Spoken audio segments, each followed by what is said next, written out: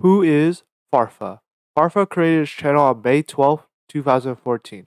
His first video was Top 32 UK Yu-Gi-Oh! National 2014 Yugioh deck profile, Andrew Thomason, on May 13th, 2014. What makes him stand out slash successful was noticing that highly detailed and in-depth competitive content was not in demand, which was the market he was trying to tap into when creating his channel initially, and then he switched gears to something more comedic with his iconic series Table 500.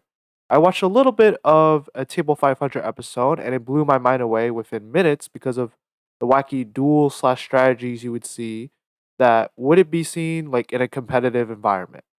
I think quote unquote competitive content for Yu Gi Oh! Does not work in most cases or on average because it only targets a specific niche, which is competitive players. And the market for that content is like pretty saturated with like multiple people covering like the same archetype. There's only so much variation a deck can have, and like you have to do more than just like turn on a camera, record yourself going over your deck and explaining like every single card you have. Like I would not suggest doing that content for like any inspiring Yugituber because like unless you're doing stuff for fun, like your quote unquote competitive video needs some sort of like charm or like selling point that makes viewers want to like listen to you and like watch your video like compared to the rest. For me personally, I started watching him because I enjoyed his like story time videos, which are well funny stories involving Yu-Gi-Oh most of the time, which get a little bit spicy at times.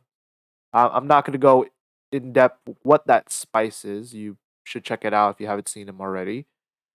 And after like finishing like all the story time videos he had, which I think like last time I checked it was like 7 as an updated, but like I checked out like his other videos. I found him to be like very like fun and like entertaining, and I became an avid viewer of the channel ever since.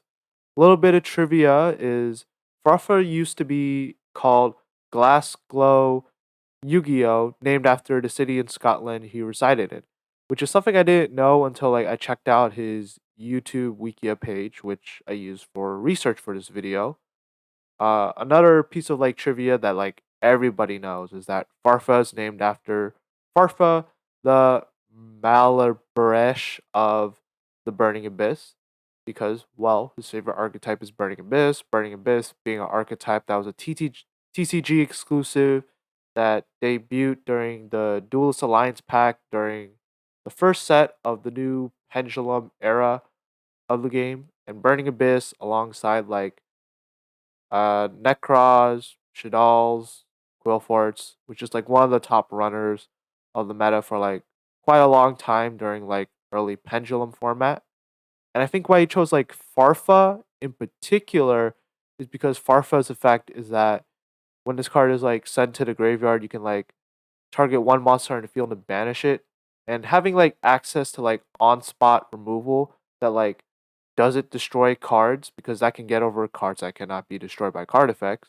It's just like really great. At least that's like what I came up with, like from what I seen and like me just like reading the card in particular. But yeah, that's like all I have to say for this video. I hope you found it interesting and enjoyed it. And until next video, goodbye.